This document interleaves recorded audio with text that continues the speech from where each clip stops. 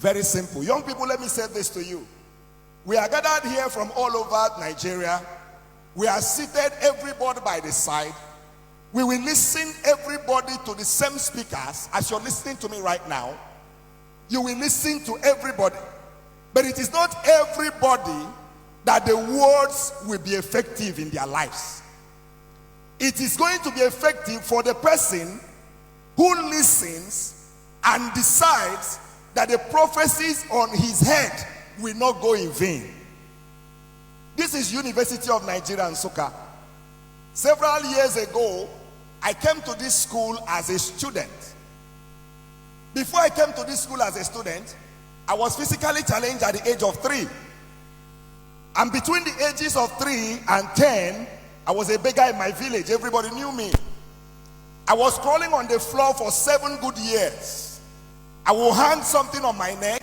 I will go to the marketplace to beg. That was what I was doing for 7 years. And for these 7 years, all my age mates were already in school. I was despised. I was nobody. Until one day, I decided to go to school. And when I got to school, the headmaster made a mockery of me and said to my father, "Why did you bring this one here? What did he come here to do?" He said to my father, "He can't be a student. So take him back home. He can't be a student." And then I asked the man, "What will I do?" If you want to maximize who you are in life, you don't tell stories of what has happened to you. You tell stories of what will I do to come out of what has happened to me. That's the question. So I asked the man, "What will I do?" He said, "Go and learn how to walk." And for 1 year, I was learning how to walk with this stick. And I'll take a step and I will fall. Young people, listen to me. On the journey to success, you're going to fall several times.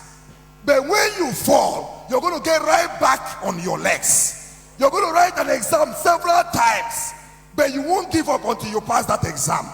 You're going to go for interviews several times. You're going to be rejected, but each time they reject you, you return. You're going to set up businesses several times. You're going to make mistakes, but a mistake does not define who you are. And so from primary school, working with a stick, I came to this University of Nigeria, Nsukka. And when I entered this school, life was a hell for me. No money to eat, nothing. And then, to make matters worse, I didn't have a leg to walk with. I was telling my driver that brought me that I used to walk from 6 Flats to Akintola Hostel with this stick in my hand. Why? Because I wanted to prove somebody wrong. I knew I might be physically challenged, but that is not who I am. I know that you might not be beautiful according to people's standards, but that's not who you are. I know you might not be as rich as others, but that's not who you are.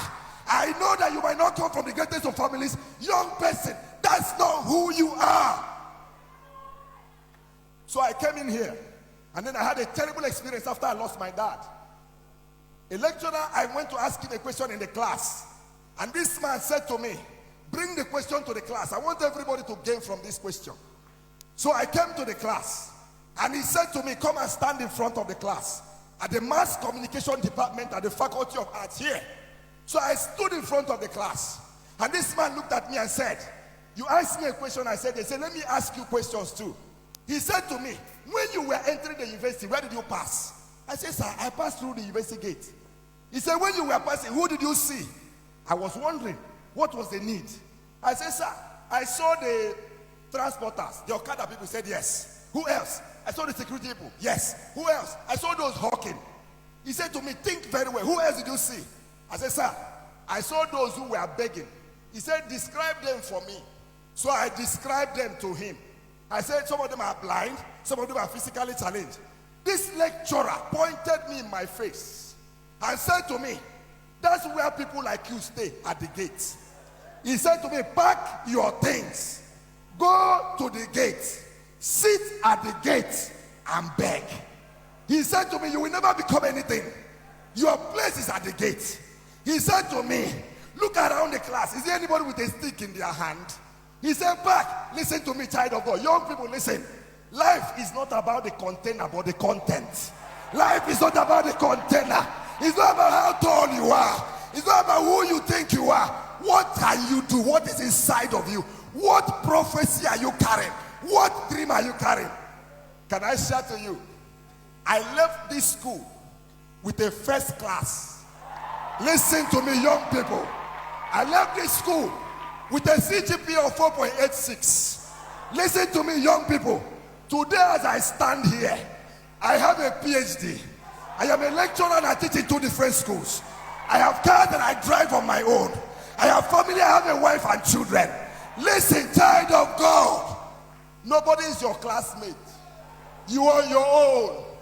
Nobody should influence you. Hey, young person, listen to me. You are not in competition with anybody. By the special grace of God, I have traveled around the world. The last time I got to UK, I got to London Heathrow Airport with the same stick in my hand. That's something for which they mocked you. That's the same thing God will lay hand on and elevate you. Do not